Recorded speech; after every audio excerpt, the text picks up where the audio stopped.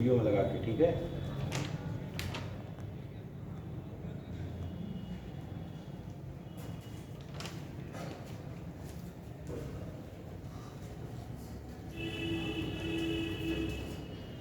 ये भी गलत किए हो क्या? समतल दर्पण वाला ये 108 नहीं सर, पहले क्या इसमें क्या लगाया तुमने? मैंने सीधा आभासी और उसी अगर सीधा आभासी और उसी अगर, हाँ गलत बी है उसका। तुमने सी लगा दिया था क्या? नहीं, पहले रीचेक पे फिर मैंने वो सही किया। पहले मैं यही लगा के पहली बार में जो देखा था ऐसे हाँ जल्दी जल्दी में, तो यही लगा के निकल गया था। एनडीए का कल पेपर नहीं हुआ था। तो इसमें तुम ए लगाए हो। ये गलत हो गया सर, बैग नहीं मुड़ता है सबसे ज़्यादा।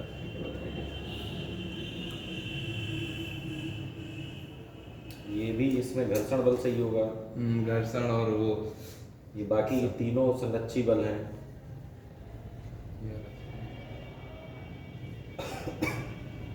इसका सी सही है। बस इतने ही होंगे। एक क्वेश्चन और सर लास्ट में दो हो देता हूँ।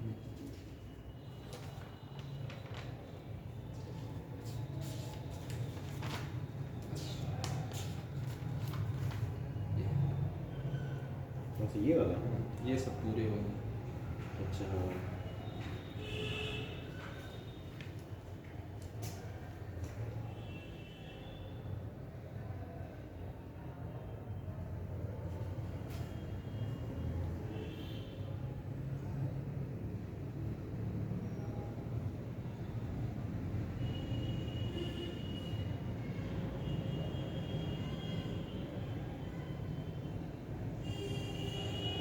ये वाला नहीं सर समझ में आ रहा। पेपर में थ्योरिकल आ जाते हैं तो नहीं समझ में आता। इसका या तो ए होगा या तो वो, या तो इसका बी होगा या डी होगा। बी या सी में मतलब छोड़ दिया।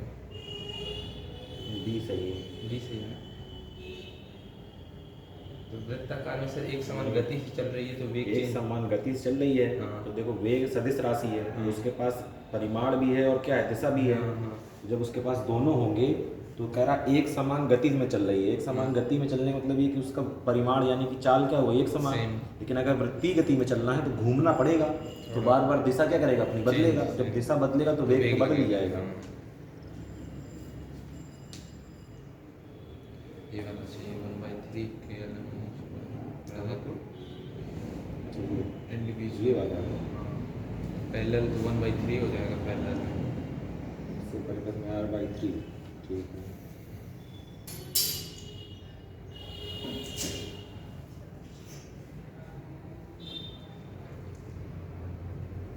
रदरफोर्ड ने परमाणु नाभिक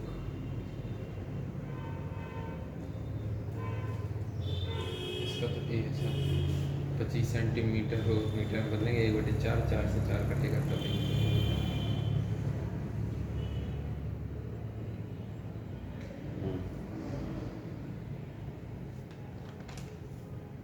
ये भी।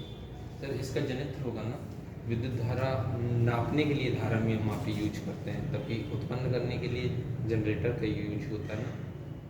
तो धारा उत्पन्न करने के लिए प्रयुक्त साधन कहाँ मिले इसका English version? The device use to produce electric current, ठीक है। अब मीटर से मापते हैं, ये तो जनरेटर से एकदम पता लगा कैंसिल हो गए नीचे। जनरेटर सही है। जनरेटर से जनरल इफेक्ट क्या लिखा है इसमें दोनों में से? मैंने एक किया था ये सही है। और इसमें वायुमंडलीय रिफ्लेक्शन। तारों का टिमटिमाना एटमॉस्फेरिक रिफ्लेक्शन। अब देखो इसकी ये वाला इंग्लिश गलत में, है। इसकी इंग्लिश में केवल रिफ्रैक्शन, रिफ्लेक्शन, हाँ। पोलराइजेशन दी है। ये गलत हो गया मेरा। अच्छा क्या है ये जो मतलब वाम हस्त नियम होता है तो दक्षिण वर्त लगता है, ये समझ में नहीं आ रहा है। Current carrying straight conductor with magnetic field of lines in anti clockwise direction in the direction of current determined by right hand thumb rule. पहली बात जो अंगूठे का नियम होता है वो राइट हैंड होता है, लेफ्ट हैंड नहीं होता, ठीक है। तो ये ए दो तो गलत हो बी गए और सी तो गलत हो गए। ये डी होगा या तो अपवर्ड होगी कि डाउन। करंट कैसे जा रही है? Anti clockwise. हाँ, कैसे तो जा ऐसे रही है? जाएगी। एंटी क्लॉकवाइज जाएगी तो यानी कि ऐसे जाएगी। हाँ। और जब उंगलियों को मोड़ेंगे करंट की डायरेक्शन में तो थंब क्या बताएगा? फील्ड की डायरेक्शन। लेकिन ये तुमसे डायरेक्शन ऑफ, हाँ करंट तो बस उल्टा कर लो इसका। हाँ। जस्ट क्या कर लो इसका, उल्टा कर लो। जब इसका उल्टा करोगे तो ये कह रहा है मैग्नेटिक फील्ड इधर है, तो इसको मैग्नेटिक फील्ड की डायरेक्शन किसको आप करेंगे जो है फिंगर्स को। फिंगर तो थंब क्या बताता है आपकी करंट की डायरेक्शन। तो देखो दो हैं ही, अपवर्ड जाना तो चाहिए। इसका क्या जाएगा अपवर्ड जाएगा, सी वाला इसका सही होगा। डी।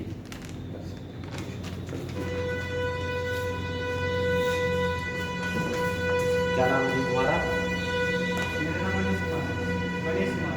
कहाँ से आए हो? चित्रकूट से। चित्रकूट से। नीट में नहीं, सीरियस। CDS में है। देखो CDS का इससे कोई लेना देना नहीं है, जो फिजिक्स पढ़ रहे हो, फिजिक्स बेसिकली NDA में तो फिर भी चल सकती है, CDS में फिजिक्स में कोई लेना देना है नहीं बेसिकली। तो अगर बैठना चाहो तो बैठे रह सकते हो, और अगर जाना चाहो तो जा भी सकते हो। CDS का वैसे अभी स्टार्ट नहीं हुआ है ना, तो जब वो स्टार्ट होगा तो आप लोग को सूचित किया जाएगा। ठीक, हाँ, तो हम लोग यहाँ थे कि फिजिकल क्वांटिटीज़ क्या है। फिजिकल क्वांटिटीज़ में हमने बताया भौतिक राशियाँ ऐसी राशियाँ जिन्हें मापा जा सके। ठीक, मापने में क्या है, कुछ भी माप सकते हैं, लंबाई माप सकते हैं, द्रव्यमान माप सकते हैं, और क्या माप सकते हैं, समय माप सकते हैं, कुछ भी जो जो मापा जा सके। फिर हमने कहा ऐसी राशियों को दो भागों में बांटते हैं। पहला, जिन्हें मापने में केवल परिमाण की आवश्यकता समझ में आए, और दूसरा जिन्हें मापने में परिमाण और दिशा दोनों की आवश्यकता समझ में आए। जरा पहले वो राशियाँ ढूंढ ली जिनको मापा जा सकता है, तो उनको कह दिए भौतिक राशियाँ। अब उनको अलग अलग भाग में बांटने के लिए हमने एक तरफ कर दिया कि ऐसी राशियाँ जिनको अगर मापना पड़े तो क्या हमें केवल परिमाण बस से काम चल जाएगा, या ऐसी राशियाँ जिनमें परिमाण दिशा दोनों की आवश्यकता होगी। तो जैसे सबसे पहले बात करते हैं इसकी लंबाई की। तो लंबाई हमको मापनी है, तो क्या लंबाई मापने में केवल परिमाण से काम चल जाएगा कि दिशा की जरूरत पड़ेगी? पड़ेगी, पड़ेगी। कैसे पड़ेगी बताओ। जैसे सर मतलब लंबाई नापनी है तो लंबाई की दिशा में नापेंगे ना, मतलब मुझे ये बताओ, हाँ मुझे इस कमरे की लंबाई नापनी है, हाँ ठीक है? हाँ तो वो देखा तुम लोगों ने वो स्केल जो रहता है, हाँ। मान लो मैंने उसका जीरो इस दीवार के किनारे पर लगा दिया, हाँ। और वो ओपन करते हुए चले गए उस किनारे पर। तो दिशा में गए ना सर। बात समझो पहले, दिशा का मतलब समझो। यहाँ पर हाँ यहाँ से खोलते हुए चले गए, हाँ मान लीजिए 100 मीटर आ गया, सपोज दैट, हाँ। ठीक है? अब अगर उस जीरो को मैं वहाँ लगाऊं और वहाँ से यहाँ तक फिर मापते हुए आऊँ, तो क्या मान में कोई अंतर आएगा? नहीं आएगा। इसका मतलब दिशा का कोई प्रभाव नहीं पड़ रहा। हमको केवल ये बताना है कि इस कमरे की लंबाई 100 मीटर है, चाहे आप यहाँ से लेकर वहाँ तक नापिए, चाहे आप वहाँ से लेकर यहाँ तक नापिए, कोई फर्क नहीं पड़ने वाला है। जैसे ऊंचाई नापनी है, हाँ, ये कोई सब कहे वजह से। इस कमरे की ऊंचाई बताइए, तो चाहे हम जमीन से जीरो शुरू करके ऊपर तक जाएं, चाहे ऊपर से जीरो शुरू करके नीचे तक आए, कोई अंतर नहीं आने वाला। तो ये लंबाई ऊंचाई ये सब क्या है, इस कैटेगरी में है। जैसे लंबाई, अब लंबाई का बेसिकली जो हमारा मतलब है यहाँ पर वो किससे है, दूरी से। किससे? इस बिंदु से उस बिंदु तक की दूरी बराबर होगी उस बिंदु से इस बिंदु तक की दूरी की, कोई फर्क नहीं पड़ने वाला। ठीक, हाँ, और बताइए, और ऐसी कौन सी राशि ढूंढ सकते हैं? जैसे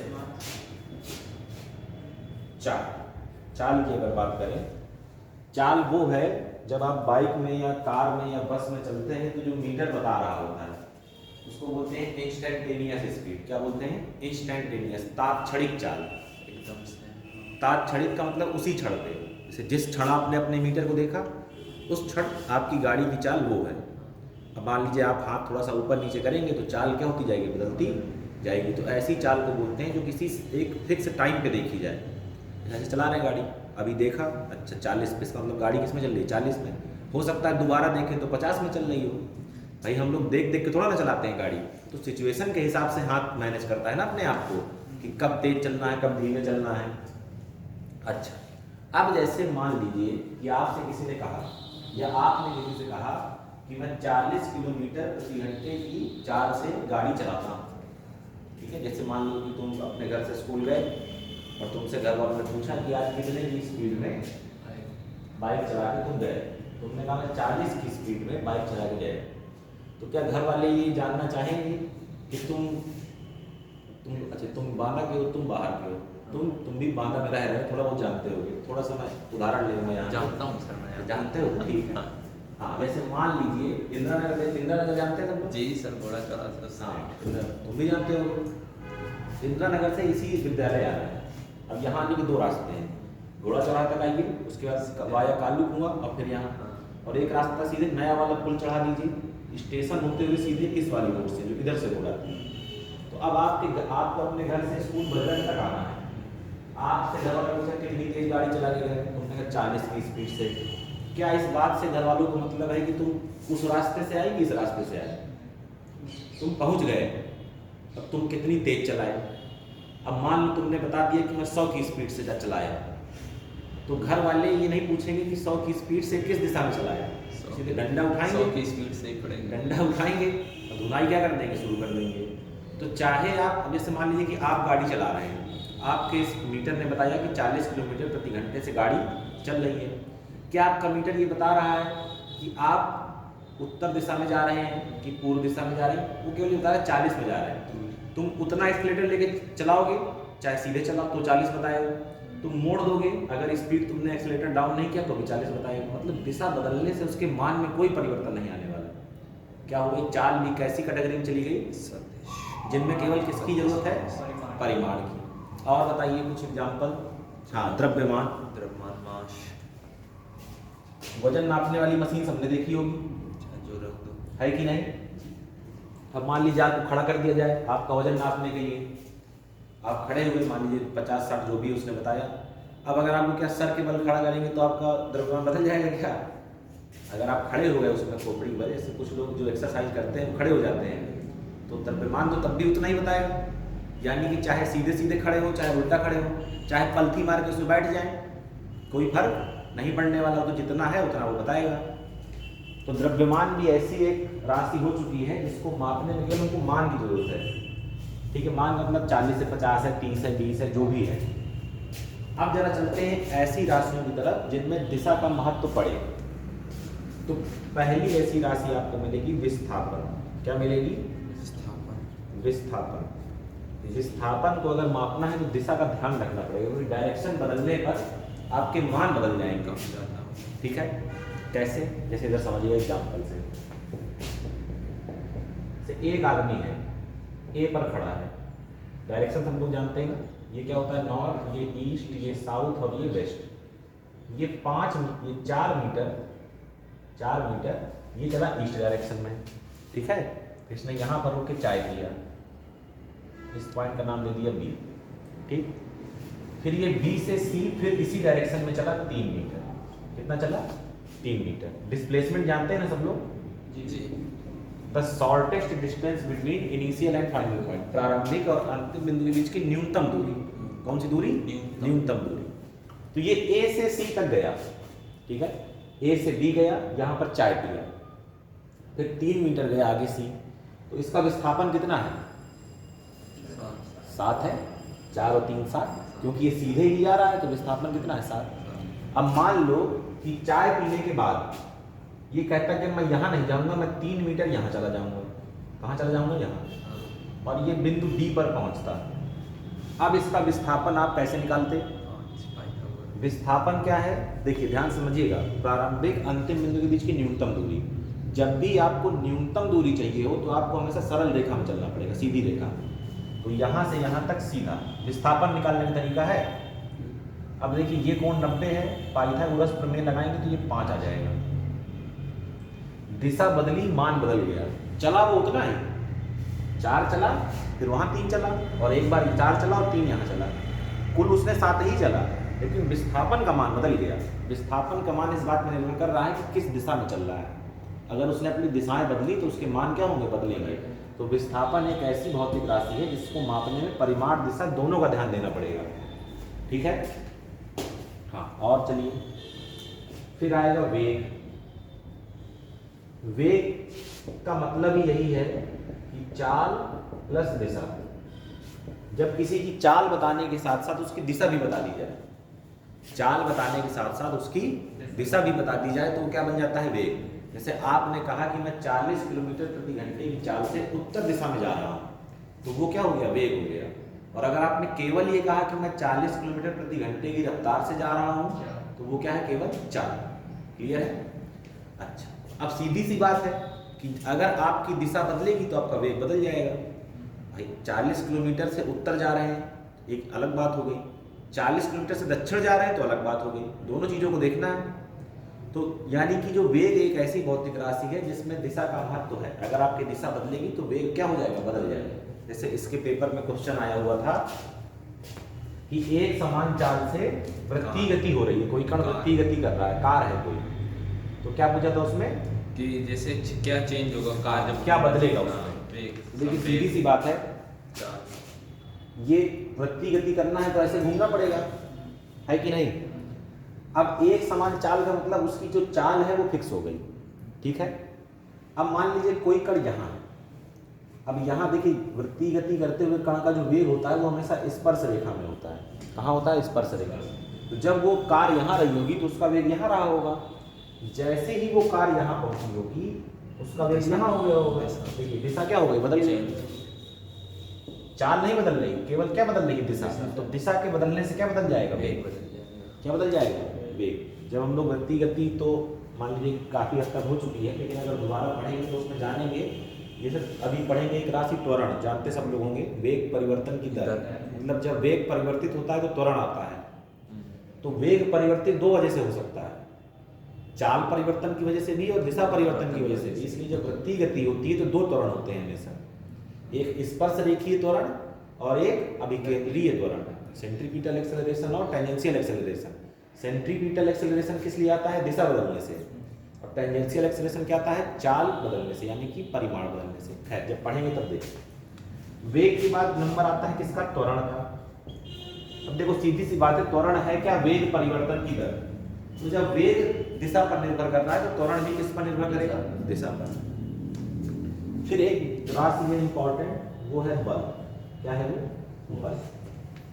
बल को भी सदिश राशि कहा गया। क्यों कहा गया, क्योंकि दिशा पर निर्भर है। कैसे है, जैसे मान लीजिए कोई आदमी खड़ा है, ठीक है, ऐसे वो खड़ा हुआ है, मान लीजिए उसका मुंह उस तरफ है, पीठ इधर है, हमने उस पर इस दिशा में बल लगाया, कितने का, 10 न्यूटन का, ठीक। 10 न्यूटन का बल ऐसे लगाए तो कहाँ जाएगा, आगे जाएगा कि नहीं जाएगा। अब अगर मैं बल 10 न्यूटन ही लगाता रहूं, दिशा बदल दूं बल की, मैं बल ऐसे लगाऊं तो अब उधर नहीं जाएगा, कहाँ जाएगा, इधर जाएगा। मतलब जो कण गति कर रहा है उस पर इस बात वो इस उसकी गति इस बात पर निर्भर कर रही है कि उस पर बल किस दिशा में लगाया गया है। समझिएगा बात को, हमने लगाया 10 न्यूटन ही, लेकिन अगर हम इस दिशा में लगाएंगे तो वो आगे जाएगा, अगर इस दिशा में लगा देंगे तो वो लेफ्ट जाएगा, अगर इधर लगा देंगे तो कहाँ जाएगा। मतलब बल की दिशा उसकी गति पर, मतलब बल की जो दिशा है उस पर उसकी गति की दिशा निर्भर कर रही है। ये नहीं कि 10 न्यूटन लगाना चाहिए जहाँ लगा दो। अगर किसी ने कहा, जैसे साइकिल में जब छोटे में आप लोग 9th 10th में पढ़ते रहे होंगे तो दो तरह से आप काम करते थे अपने मित्र के साथ। एक तो बेचारे की साइकिल में धक्का लगा दिया, तो साइकिल तेज हो गई, और एक जब परेशान करना होता था तो वो साइकिल चला रहा होता था, हम कैरियर पकड़ इसको पीछे की तरफ खींचते थे। बल आप दोनों में लगा रहे हैं, लेकिन एक में लगा रहे हैं तो उसकी दिशा गति की ओर बढ़ रही है, और एक में लगा रहे हैं तो उसकी गति की ओर रुक रही है। मतलब बल की दिशा से जो गति की दिशा है वो निर्भर कर रही है कि बल कहाँ लग रहा है। ये नहीं कि 10 न्यूटन लगा दो, कहाँ लगा दें ये भी बताना जरूरी है। ये नहीं कि 10 न्यूटन बस लगा दो, तो कहाँ लगा दें, जहाँ जहाँ लगाएंगे वहाँ अलग अलग परिणाम हमको मिलेंगे। अगर हम 10 न्यूटन का उसके सपोर्ट में लगा देंगे तो उसकी स्पीड बढ़ जाएगी, अगर विरोध में लगा देंगे तो बेचारा रुक जाएगा। क्लियर है। तो बल भी एक ऐसी राशि है, और इस तरह कई राशियाँ हैं। तो मान लीजिए कि जैसे आप पढ़ते जाएंगे तो जैसे संवेग हो गई, ये सब राशियाँ ऐसी राशियाँ हैं जिनमें परिमाण और दिशा दोनों की आवश्यकता है। इस तरह की राशियों को अदिश नाम दे दिया गया, स्केलर, और इस तरह की राशियों को सदिश नाम दे दिया गया। क्या दे दिया गया, सदिश। ये परिभाषा नहीं है अदिश सदिश की, ध्यान देना, दो चीजें होती हैं, ये इनके गुण हैं। क्या है, प्रॉपर्टी। कोई पूछे सदिश राशि क्या है तो ये नहीं बताना कि ऐसी राशियां जिनको मापने में परिमाण दिशा दोनों की आवश्यकता हो सके, गलत है। ये परिभाषा नहीं है, ये गुण है। इस दो चीजें होती हैं। जैसे मान लो तुम दोनों लोग नीट बायो वाले हो ना, अब जैसे मान लीजिए जैसे इंटर आपने पास किया, तो नीट का पेपर देने के लिए या नीट में कि बैठने के लिए जो मिनिमम क्वालिफिकेशन है वो या तो आप 12th पास हो या 12th का पेपर दे रहे हो। मिनिमम मतलब इतना तो होना चाहिए, 11 पास वाला नहीं दे सकता, वही देगा जो इस साल 12 का पेपर देने वाला है या 12 पास कर चुका है। लेकिन क्या अगर आप 12 पास कर चुके हैं तो ये गारंटी है कि आप नीट सेलेक्टेड हो जाएंगे? उसका अलग पेपर है। पहले उन लड़कों को छांटना है जो 12 पास नहीं है, फिर उनको छांटने के बाद एक और परीक्षा है। 2 तरह की क्वालिफिकेशन होती है, एक मिनिमम क्वालिफिकेशन और एक इसेंशियल क्वालिफिकेशन। तो अगर आपको नीट के कॉलेज में एडमिशन लेना है तो मिनिमम क्वालिफिकेशन क्या है कि आप इंटर पास हो, और इसेंशियल क्वालिफिकेशन क्या है कि आप नीट क्वालिफाई हो। तो सदस्य होने के लिए जो मिनिमम क्वालिफिकेशन है वो ये है कि परिमाण हो और दिशा हो। लेकिन ये होने से जरूरी नहीं कि वो सदस्य हो ही जाएगा। अभी इसके बाद जो मेन परीक्षा है वो आगे है, समझ रहे हैं कि नहीं? 2 चीजें, मिनिमम क्वालिफिकेशन, न्यूनतम क्वालिफिकेशन, और जरूरी क्वालिफिकेशन, एसेंशियल। तो नीट में हमको MBBS करना है, कॉलेज में एडमिशन लेना है, तो उसके लिए 2 शर्तें हैं। पहली तो मिनिमम क्वालिफिकेशन होनी चाहिए, क्या पास हो आप? 12th पास हो। और दूसरी इसेंशियल क्वालिफिकेशन कि आप नीट क्वालिफाइड हो और आपकी रैंक इतनी हो कि आप उस कॉलेज में एडमिशन ले पाए। तो यहाँ पर भी 2 वही चीजें हैं। ये जो सामने लिखा है ये क्या है? केवल मिनिमम क्वालिफिकेशन। इसेंशियल क्वालिफिकेशन अलग चीज है, वो भी पढ़ेंगे हम लोग जब पढ़ेंगे सदिशों का योग, एडिशन ऑफ वेक्टर्स। क्लियर है? इसको यहाँ तक नोट करिए इसी तरह चार्ट बना के। इसमें त्रिशूल में एडमिशन लिए हो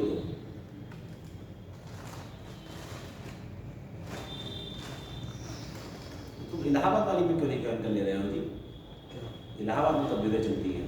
तो सर मतलब उसमें अभ्युदय तो मतलब मैंने यहाँ से मतलब ड्रिफ्टिंग मेरा महोबा है ना, उसमें वो बोल रहे थे कि आपको ये कॉलेज मिला है डिस्ट्रिक्ट वाइज।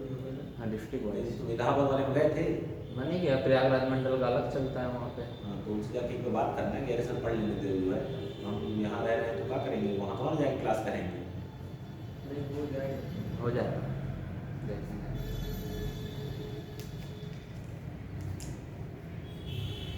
कॉपी वॉपी नहीं लाए हो क्या? फॉर्म मुझे लगा कि आज कल सबमिट, केवल फॉर्म सबमिट करना है? मुझे लगा नहीं कि कोचिंग पिक्चर ले ली सर। चलो कोई बात नहीं। आप भी सर रहे थे इलाहाबाद में? मेरा ग्रेजुएशन इलाहाबाद से। यूनिवर्सिटी से था, वहीं यूनिवर्सिटी का मैं भी एंट्रेंस डाल रखा हूँ। तुम्हारा इंटर कौन सी ईयर का है? अभी लास्ट ईयर का प्रमोटेड हूँ मैं। मतलब यही हाँ 2020-21 वाला। ग्रेजुएशन कहाँ से कर रहे हो? इलाहाबाद यूनिवर्सिटी। फॉर्म डाले हो? हाँ एंट्रेंस हो गया, एंट्रेंस हो चुका है, हाँ। रिजल्ट नहीं आया? रिजल्ट भी आ गया? हाँ। कितने नंबर है? 162। 162। जनरल कैंपस मिलना उसके लिए। मिल जाएगा सर, 4600 सीट में भी है। अच्छा बीए में है डाले हो? इसके लिए आप बोल रहे थे BSc? हाँ मुझे लगा BSc। BSc मेरे ये तो फिर मैं NDA में पूरा मतलब इसमें होगा डिफरेंस होगा, जो ठीक है नहीं BA छोड़ के B.Tech करूँगा तो ऐसे ही साल में ड्रॉप। तो फिर क्यों B.Tech करोगे यार? अगर BA कर रहे हो तो फिर इस तरफ कंपटीशन में ध्यान दो। BA कर रहा हूँ तो अभी कंपटीशन पे ध्यान दे रहा हूँ, अगर कंपटीशन में नहीं हो रहा है कुछ तो फिर 3 साल BA करने के बाद फिर तुम 4 साल B.Tech करोगे तो तुम यही करते रह जाओगे। नहीं सर, BA जब तक भी छोड़ दोगे BA? हाँ अभी JEE का पेपर होगा जनवरी में, डाल के देख लूँगा, अगर रैंक अच्छे मतलब ठीक ठाक कॉलेज मिल गया तो BA का छोड़ दूँगा। हाँ ठीक है, ये हो सकता है 1 साल करके छोड़ दो, मतलब इसके बाद नहीं। इसके बाद नहीं सर। हाँ इसके बाद नहीं हो रहा अगर तो उसके बाद BA कंप्लीट करो और फिर उसी तरह कोई कॉम्पिटिटिव एग्जाम की सिविल सर्विसेज तैयारी करो, क्योंकि मिनिमम क्वालिफिकेशन वहाँ क्या है? ग्रेजुएशन है। है सर। तो ग्रेजुएशन तो करना ही पड़ेगा, और वहाँ अगर ग्रेजुएशन कर रहे हो तो मन लगा करना, मतलब क्लास करना, ठीक है। और एक जो भी सब्जेक्ट हो, अब देखो इलाहाबाद में सिस्टम ये है कि जो वहाँ से ग्रेजुएशन करता है तो उसका टारगेट या तो PCS या तो IAS ही होता है। 2 ही चीज़। तो BA में वहाँ के सब्जेक्ट भी इसी तरह होते हैं। हाँ तो अपना सब्जेक्ट जो आपको पसंद है उसको पकड़िए और उस पर अपनी कमांड बनाइए, उसको अपना ऑप्शनल बनाइए, जो भी आप एग्जाम देंगे कंपटीशन का। पर इस बार ये बोल रहे हैं जो मैथ के बच्चे थे और मतलब बीए कर रहे हैं तो एक सब्जेक्ट कोई साइंस साइड पे लेना पड़ेगा। नहीं तो बीए मैथ से भी तो होता है। हाँ तो वो सर तुमने एडमिशन लिया कि नहीं लिया? अभी नहीं लिया, अभी जब कट ऑफ निकलेगी तब जाऊँगा काउंसलिंग कराने। ठीक हो गया, सुखवीर नोट हो गया।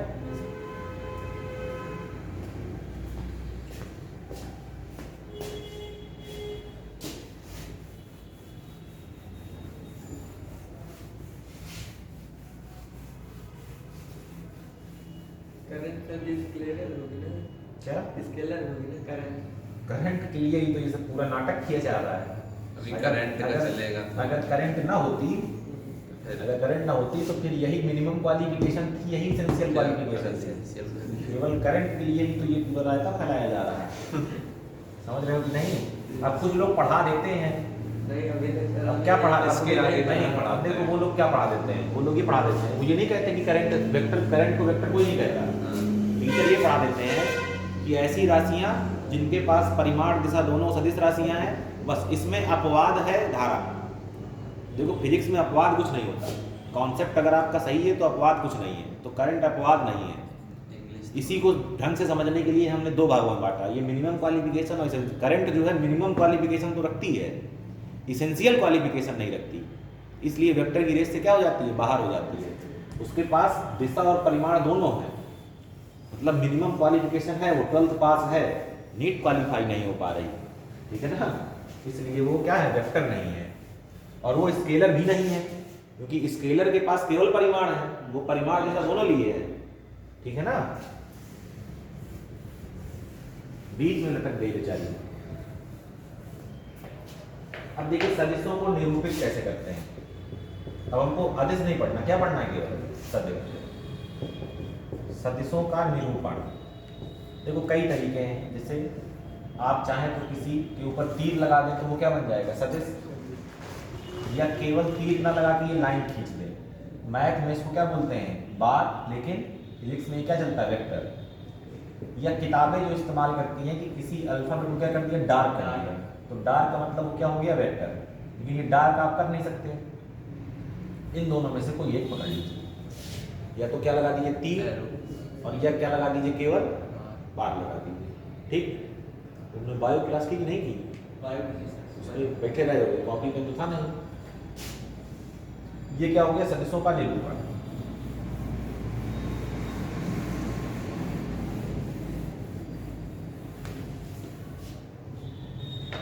अब देखो जो इम्पोर्टेंट टॉपिक हम लोग को पढ़ना है, पहले तो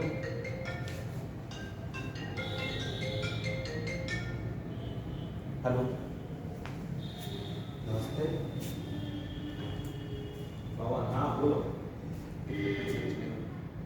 पूछे, हाँ हाँ,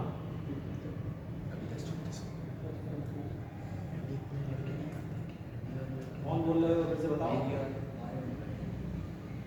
अच्छा बीएससी थर्ड ईयर में, हाँ आप लोग कार्ड आर्ड दिया है हाँ। या डीसी के बारे में इसी सब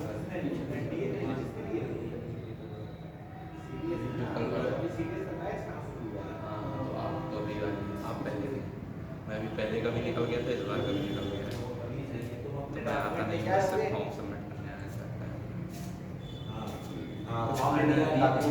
जमा कर दो, ठीक है। ये नहीं और क्लास में नहीं आते,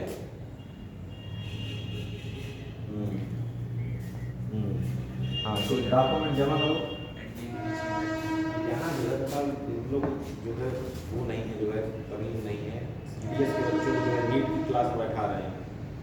अरे सर वो बच्चों से कह दे रहे हैं कि कल से आपकी क्लास चल रही है, कल से चलेगी क्लास। हाँ पहले वाली क्लास में तो बहुत कुछ और सर अभी एनडीए वालों को भी जब मैं शुरू में आया था ना सर, UPSC वाले बैठे थे।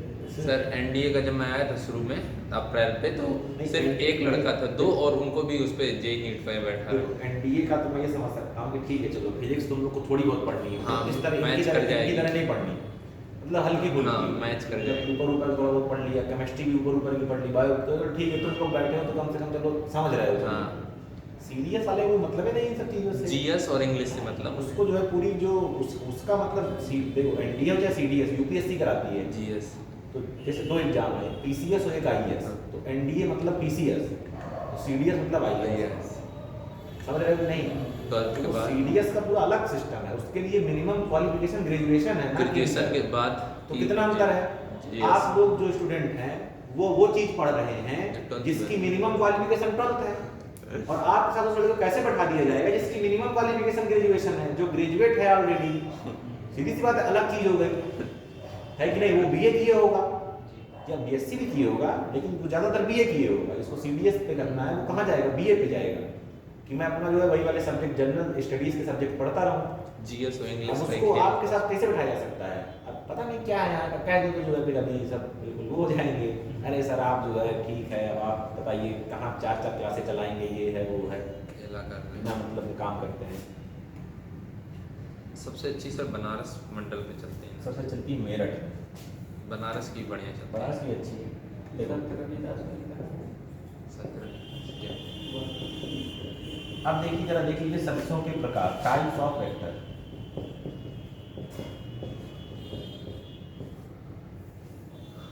पहला लाइक वेक्टर, इसी का दूसरा नाम क्या है? Equal vector. क्या है इसका नाम? Equal vector. दूसरा लाइक का उल्टा अनलाइक, दूसरा नाम इक्वल का उल्टा अनइक्वल। तीसरा पैरेलल, इसका उल्टा क्या हो जाएगा? Anti parallel. क्या हो जाएगा? या फिर एंटी पैरेलल। फिर 5वें नंबर में कोलिनियर। फिर 6वें नंबर में कोप्लेनर। कोप्लेनर। 7वें नंबर में कॉन्करेंट, और इसके बाद 8वें नंबर में नल वेक्टर, या इसी को बोलते हैं जीरो वेक्टर। क्या बोलते हैं? जीरो। फिर इसके बाद 9वें नंबर में यूनिट वेक्टर, अपने मतलब का यही है, कौन सा? Unit vector. 9 वेक्टर इनको केवल जानना है, और भी हो सकते हैं, को इनिशियल वेक्टर, तमाम है। लाइक वेक्टर्स, देखिए वेक्टर के पास दो चीजें कम से कम तो होगी ही होगी, क्या होगा? मैग्नीट्यूड और क्या होगी? डायरेक्शन। ठीक। लाइक वेक्टर्स, अब दो वेक्टर को एक जैसा होना है, मतलब बराबर होना है। अब उसके बाद दो चीजें हैं, तो जब दोनों बराबर होंगी तभी वो बराबर होगा। तो ऐसे वेक्टर्स जिनके मैग्नीट्यूड क्या हो? बराबर, मैग्नीट्यूड क्या हो? बराबर, और डायरेक्शन क्या हो? सेम, मतलब एक ही दिशा में हो। जैसे इसका मैग्नीट्यूड 5 है, एक ही दिशा में है, ईस्ट डायरेक्शन में, उत्तर दिशा में, तो दूसरे वाला भी कितना हो? 5, और कहाँ हो? उत्तर दिशा में, तभी वो क्या होगा? इक्वल। दोनों प्रॉपर्टी एक साथ आपको मैच करानी है लाइक वेक्टर्स में, मैग्नीट्यूड भी और डायरेक्शन भी। जब दोनों बराबर होंगे तब वो क्या होंगे? इक्वल। अब इसका अपोजिट पहुंच जाइए अनइक्वल। अब देखो दो वेक्टर को अनइक्वल होना है, वेक्टर के पास दो चीजें हैं, मैग्नीट्यूड और डायरेक्शन। हो सकता है मैग्नीट्यूड बराबर ना हो सकता है मैग्नीट्यूड तो बराबर हो लेकिन डायरेक्शन सेम ना हो, या हो सकता है दोनों ना हो। भाई अगर मैग्नीट्यूड बराबर नहीं हुआ तो भी ये क्या हुआ? इक्वल नहीं हुए। भाई अनइक्वल कौन है? जो इक्वल ना हो। तो अगर मैग्नीट्यूड बराबर नहीं हुआ तो ये क्या हो गए? अनइक्वल। अगर डायरेक्शन अलग अलग हो गई तो भी अनइक्वल, और अगर दोनों हो गए तो फिर अनइक्वल है ही। ठीक है, कैसे लिखेंगे? या तो m बराबर ना हो, या तो डायरेक्शन सेम ना हो, या तो दोनों m व d अलग अलग हो। क्या होगा? ये अनइक्वल। अब पैरेलल में आ जाइए। अब पैरेलल में एक प्रॉपर्टी उठाइए केवल, कौन सी? डायरेक्शन की। ठीक, तो ऐसे वेक्टर जिनकी डायरेक्शन क्या हो? सेम हो। ऐसे वेक्टर जिनकी डायरेक्शन क्या हो? सेम हो। मैग्नीट्यूड से कोई मतलब नहीं, केवल किससे मतलब है? डायरेक्शन से। जिनकी डायरेक्शन क्या हो? सेम, एक जैसे। जैसे एक वेक्टर ये है, मान लीजिए कितना है? 10, कहाँ जा रहा है? ईस्ट में। और दूसरा वेक्टर है ये 5, ये भी कहाँ जा रहा है? ईस्ट में। क्योंकि दोनों कैसे हैं, पैरेलल। कैसे हैं दोनों, पैरेलल। पैरेलल वेक्टर की एक खास बात है, क्या कि दो पैरेलल वेक्टर्स के बीच जो कोण है वो हमेशा 0 अंश होगा। कितना होगा, ठीक है सर कल पेपर में जो आया है समांतर और प्रति समांतर में क्या अंतर प्रति होगा? समांतर का मतलब वो है एंटी पैरेलल, समांतर ये है, ठीक है। समांतर मतलब जिनकी दिशा क्या हो, एक समान, ठीक है। दिशा एक समान का मतलब बीच का कोण कितना है, 0। ध्यान देंगे हमेशा दो सदिशों के बीच का कोण अगर 0 है तो कैसे सदिश है, समांतर। अब इसका उल्टा, सर ये अनलाइक वेक्टर नहीं देखो कौन से दो वेक्टर, ये हाँ जो पैरेलल वेक्टर जो मैंने ये दो बनाए हैं ये अनलाइक वेक्टर हैं, बिल्कुल है। अब जब इसका कॉन्सेप्ट समझोगे तब तुम्हें थोड़ा चीजें समझ जाएंगे, कैसे जरा समझना। अनलाइक वेक्टर ऐसे हैं जिनकी डायरेक्शन सेम ना हो और मैग्नीट्यूड बराबर होना हो, बात की बात चलो। अब जरा एंटी पैरेलल में, एंटी पैरेलल में हम कह रहे हैं मैग्नीट्यूड से हमें मतलब नहीं है, मैग्नीट्यूड से हमें मतलब नहीं है, डायरेक्शन क्या हो, अलग अलग नहीं है, जस्ट अपोजिट। कैसी हो, जस्ट अपोजिट। जैसे मान लीजिए एक वेक्टर ये ईस्ट डायरेक्शन में है तो दूसरा कहाँ हो, बिल्कुल वेस्ट डायरेक्शन में। कहाँ हो, वेस्ट डायरेक्शन में। और अगर इन दोनों के बीच का कोण निकालेंगे तो कितना आएगा, 120।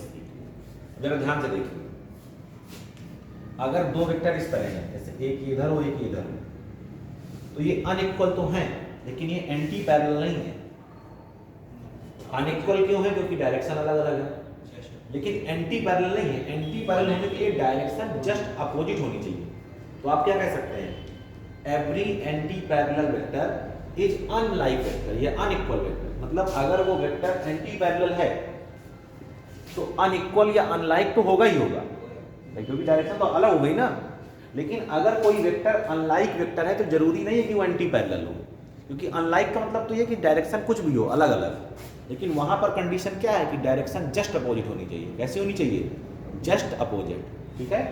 पैरेलल में एक ही डायरेक्शन में तो एंगल क्या है, 0। एंटी पैरेलल में क्या है, angle opposite, just opposite. Collinear, को का मतलब होता है एक साथ और लीनियर का मतलब लाइन। जैसे कोई लाइन हो, अब इसमें एक साथ कई सारे वेक्टर हो तो ये सब क्या है, कोलिनियर वेक्टर। एक ही लाइन में जो वेक्टर्स होते हैं वो क्या कहलाते हैं, कोलिनियर।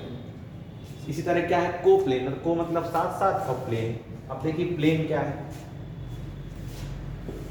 जैसे ये क्या है एक्स अक्ष और ये क्या है वाई अक्ष, तो दोनों अक्षों ने एक दूसरे को यहाँ पर काटा तो ये जो हिस्सा है पूरा ये क्या है, प्लेन। जैसे इस बोर्ड को हम क्या मान सकते हैं, एक्स वाई प्लेन। ये वाई और ये एक्स यहाँ पे काट दिया दोनों ने तो ये क्या बन गया, प्लेन।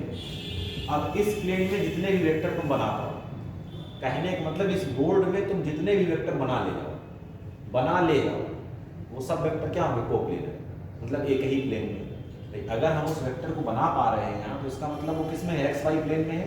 और एक्स वाई प्लेन में जितने वेक्टर हैं सब क्या है, कोप्लेनर। जैसे एग्जाम्पल एक वेक्टर ऐसे बनाया, एक ऐसे बनाया, एक ऐसे बनाया, एक ऐसे बनाया, एक ऐसे बनाया, एक ऐसे बनाया और ऐसे बनाया, जिस तरह बनाना चाहे बना। ये सब वेक्टर कैसे हैं, कोप्लेनर। तो बात ये आती है कि कौन से वेक्टर नहीं बना पाएंगे, ऐसा कोई वेक्टर नहीं बना पाएंगे जो बाहर की तरफ आ रहा हो, जेड पे जा रहा हो। इसको बनाने के लिए आपको कहाँ आना पड़ेगा, वाई जेड प्लेन में या एक्स जेड प्लेन में, तो वहाँ आप नहीं बना सकते। तो जितने आपने बना लिए, क्योंकि ये एक्स वाई प्लेन आपने माना है, तो जितने वेक्टर इस प्लेन में आ गए क्या है, कोप्लेनर। एक ही प्लेन में लाई करने वाले जितने भी वेक्टर हैं वो सब क्या है, कोप्लेनर वेक्टर। फिर कॉन्करेंट, कॉन्करेंट का मतलब है एक ही पॉइंट पर एक्ट करने वाले वेक्टर। जैसे ये कोई हमारा क्या है, पॉइंट है, इस पर ढेर सारे वेक्टर क्या हैं, अप्लाई हो रहे हैं एक ही पॉइंट पर, तो ये सारे वेक्टर क्या कहलाते हैं, कॉन्करेंट। क्या कहलाते हैं, कॉन्करेंट, ठीक। जैसे देखा होगा वो बॉलीवुड पिक्चरों में जब हीरो को घेर के गुंडे मारते हैं तो हीरो जमीन पे पड़ा है, तो सब गुंडे जो है बिल्कुल उसी पे बिल्कुल फोकस किए हैं, सब उसके बिल्कुल जो है लाता लात मारे चले जा रहे हैं। क्या है वो, कॉन्करेंट। सबका टारगेट क्या है, बिल्कुल एक ही पॉइंट। हीरो सबका क्या है, टारगेट। फिर उसके बाद फिर उठता है तो झटका मारता है तो सब उड़ जाते हैं हवा में, सब है वो अलग चीज़ें हो गई। फिर नल या जीरो वेक्टर। देखिए ऐसा वेक्टर जिसका मैग्नीट्यूड क्या हो, जीरो, जिसका मैग्नीट्यूड जीरो, नाम ही है उसका जीरो वेक्टर, इसका मैग्नीट्यूड क्या हो, जीरो। मैथ में पढ़ी होगी नल मैट्रिक्स, या जी जिसका डिटरमिनेंट क्या होता है, जीरो होता है। अब इसका यूनिट वेक्टर, यूनिट का मतलब होता है एक, यूनिट का मतलब एक, तो ऐसा वेक्टर जिसका मैग्नीट्यूड क्या हो, एक, जिसका मैग्नीट्यूड क्या हो, एक, वो क्या है, यूनिट वेक्टर। यूनिट वेक्टर को हम लोग को डिटेल में पढ़ना है, किसमें पढ़ना है, डिटेल में, क्योंकि पूरा खेल इसी का है। ठीक, इतना नोट करो, फिर उसके बाद आगे बढ़ते हैं।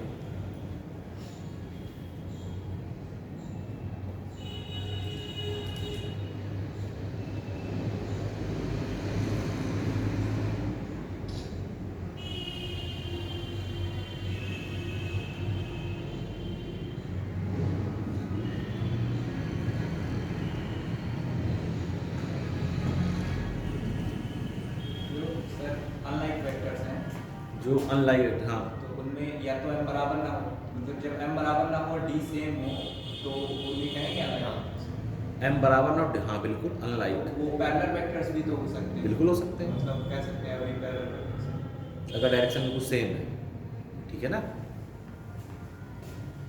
कहने का मतलब ये देखो, लाइक और अनलाइक के लिए दोनों चीजें एक साथ होल्ड होनी चाहिए, ठीक है ना, दोनों मैग्नीट्यूड भी और डायरेक्शन भी।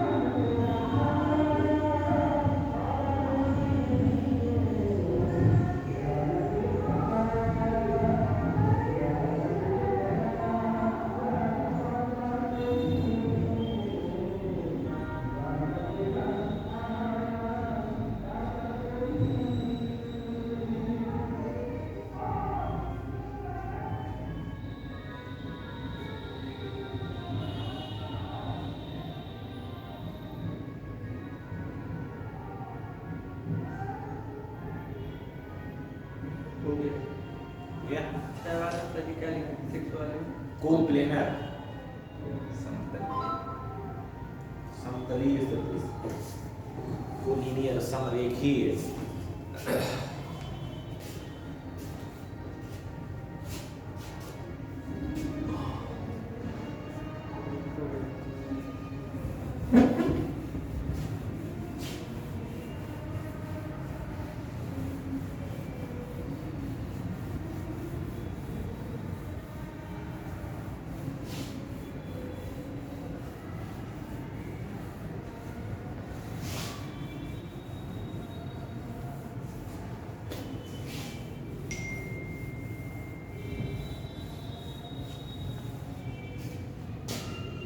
देखिए हम लोग को पढ़ना है एकांक सदिश यानी कि यूनिट वेक्टर।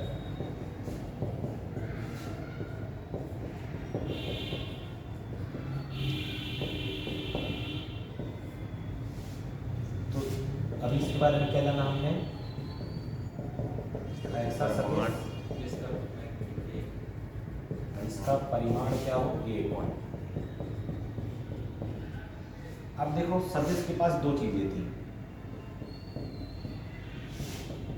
मैग्नीट्यूड और डायरेक्शन। ठीक, इसका मैग्नीट्यूड कितना हो चुका है 1। अब इसके पास क्या बची, डायरेक्शन। तो ध्यान दीजिएगा एकांक सदिश का जो यूज है वो क्या है, डायरेक्शन बताना। कैसे करते हैं हम बताएंगे, डायरेक्शन बताना। जिसकी भी दिशा आपको बतानी हो, जिसकी भी दिशा आपको बतानी हो उसके पीछे क्या लगा दीजिए, एकांक सदिश। कहने का मतलब उसमें एकांक सदिश से गुणा करा दीजिए। ठीक, जैसे मान लीजिए हमने कहा हम इस दिशा में चले 5, तो ये 5 क्या है, इसका मैग्नीट्यूड, और ये दिशा जो है ये क्या है, इसकी दिशा। अब इस दिशा को अगर हमको यहाँ लिखना है तो इस दिशा में जो भी एकांक सदिश हो, जो भी एकांक सदिश हो, जो भी मान लीजिए थोड़ी देर के लिए ए है एकांक सदिश, ध्यान दीजिएगा पहली बात तो एकांक सदिश को ऊपर टोपी लगा के दिखाते हैं, कैप लगा के। क्या लगा के, कैप।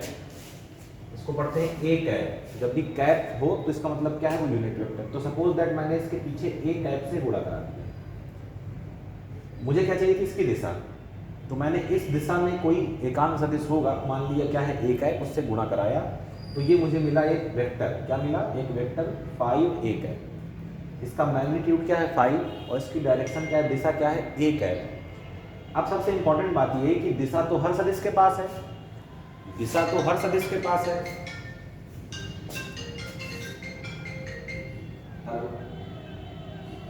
हाँ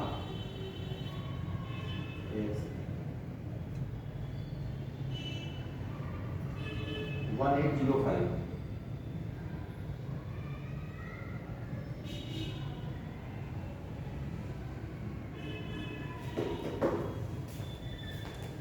तो डायरेक्शन तो हर सदिश के पास है, तो आखिर हमें केवल इसी की जरूरत क्यों पड़ी। तो देखो हर सदिश के पास डायरेक्शन तो है, लेकिन उसके पास डायरेक्शन के साथ साथ मैग्नीट्यूड भी है। अब तुम्हें दिशा देखनी है इस 5 की, इसकी देखनी है इस 5 की। अगर तुमने किसी नॉर्मल सामान्य सदिश से गुणा कराया तो उसका मान लीजिए मैग्नीट्यूड भी कुछ ना कुछ होगा, तो उसका मैग्नीट्यूड इसमें क्या हो जाएगा, मल्टीप्लाई। तो इसके मैग्नीट्यूड को क्या कर देगा, बदल देगा। इसके मैग्नीट्यूड को क्या कर देगा, बदल देगा, जो कि आप नहीं चाहेंगे। भाई आपको दिशा इस 5 की ना देखनी है। अब मान लीजिए आपने इसमें किसी दूसरे सदिश से गुणा कराया जिसका परिमाण कितना है 2 और दिशा उसकी भी यही है, तो जब इससे मल्टीप्लाई कराएंगे तो 5 गुणे तो 10 कर देगा इसको। दिशा तो बताएगा, दिशा तो बताएगा, लेकिन उसका परिमाण बदल देगा जिसकी दिशा आप देखना चाह रहे हैं। इसलिए हमने एकांक सदिश को चुना। क्यों, क्योंकि इसका परिमाण 1 है। 1 से गुणा करने में कोई फर्क नहीं पड़ेगा, 1 से गुणा करने में परिमाण में कोई फर्क नहीं आएगा, और दिशा तो बता ही देगा क्योंकि सदिश है। दिशा बता ही देगा क्योंकि क्या है, सदिश है। 1 से गुणा करेंगे तो इसके परिमाण में कोई फर्क नहीं पड़ेगा। सामान्य सदिश से अगर गुणा कर देते किसी दूसरे से तो उसके पास उसका परिमाण होता 2 4 6 8 10 15, तो मल्टीप्लाई करके इसका परिमाण क्या कर देता, बदल देता है। इसलिए किसका इस्तेमाल करते हैं, एकांक सदिश का। जहाँ भी दिशा निकालनी होगी तो इसका इस्तेमाल करेंगे, एकांक सदिश का। डायरेक्शन बताने के काम आएगा। इसका फॉर्मूला क्या होता है कि सदिश जो वेक्टर ये ए कैप है ये बराबर होगा वेक्टर ए और वेक्टर ए के मॉड के। वेक्टर ए और वेक्टर ए के मॉड से क्या दे दीजिए, भाग दे दीजिए। अब बात आती है कि मॉड क्या है। तो इस मॉड को निकालना जो है अभी सीखेंगे 5 मिनट बाद, जब सदिश का देख लेंगे कार्टेशियन रिप्रेजेंटेशन। क्लियर है? तो यूनिट वेक्टर का काम क्या है? एकांक सदिश का काम क्या है? दिशा बताना। ठीक, अब आपको 3 एकांक सदिश बहुत इंपॉर्टेंट पढ़ने हैं, जिनको बोलते हैं लंब कोणीय एकांक सदिश। क्या बोलते हैं? लंब कोणीय एकांक सदिश।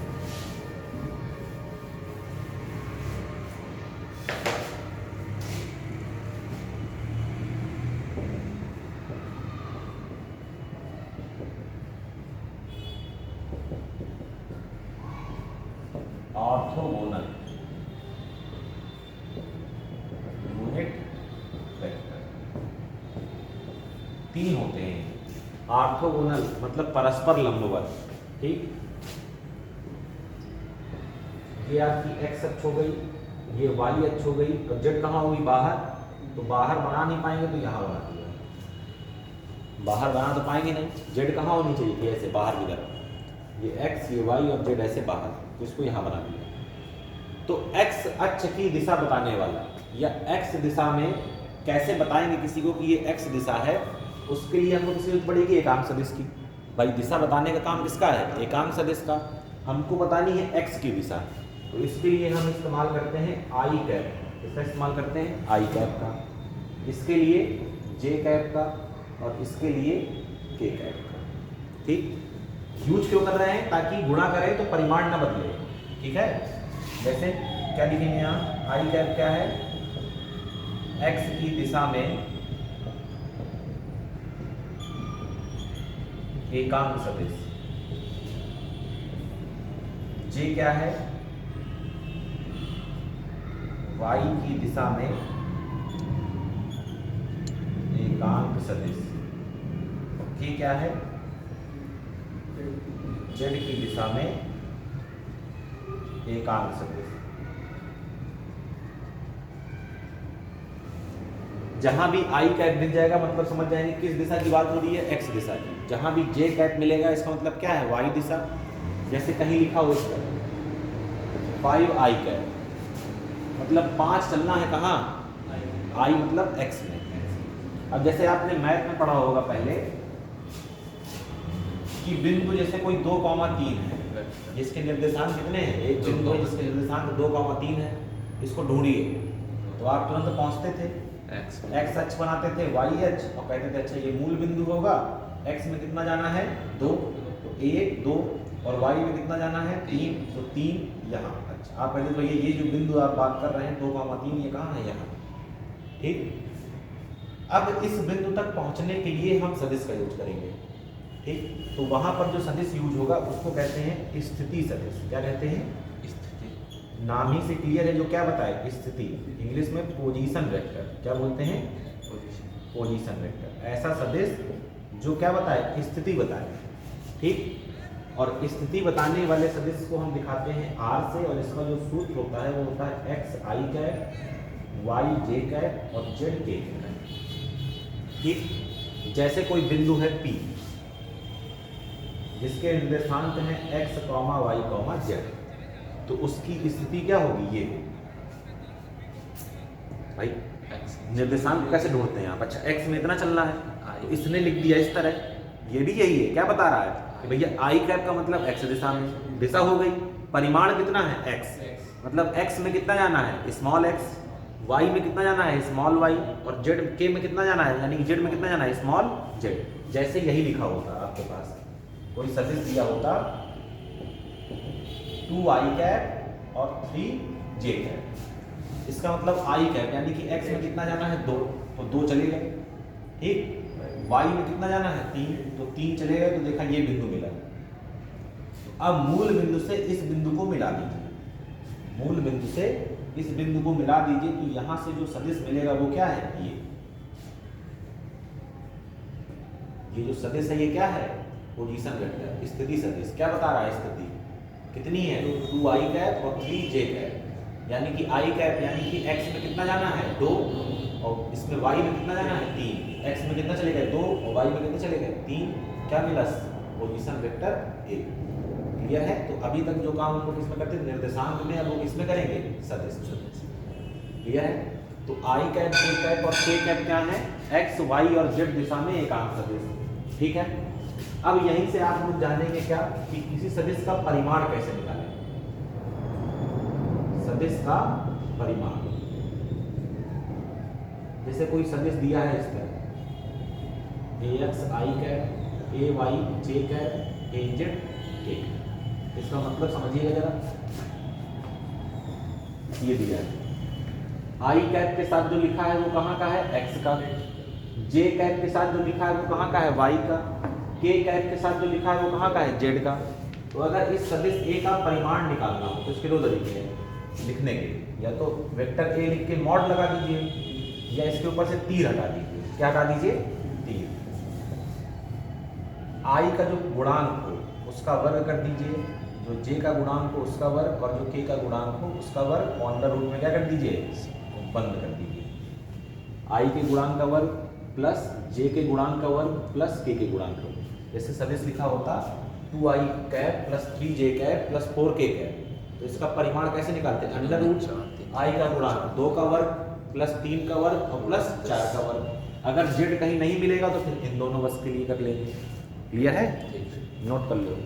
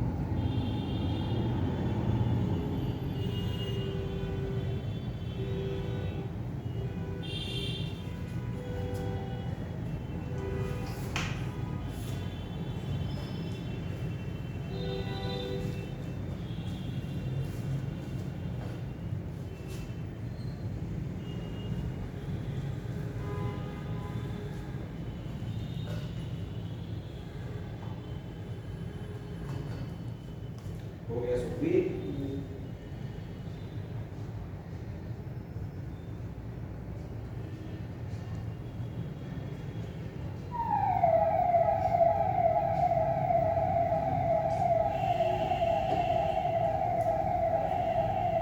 हो गया? तो तुम क्या लौट जाओगे क्या वापस इलाहाबाद? नहीं, घर जाओ। या तुम होगा? तुम कल से आओगे सुबह कितने बजे? 8 बजे। पहली क्लास बायो की।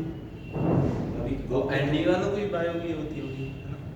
अब अभी जब एक ही साथ चला है सब तो वही है, और ग्रुप में अभी तुम्हें ऐड कर दिया जाएगा मेरे समझ से। तुमने डॉक्यूमेंट सबमिट कर दिए हैं पूरे? सब कर लिया? नंबर दे दिया होगा वहाँ, नंबर मांगा होगा ना?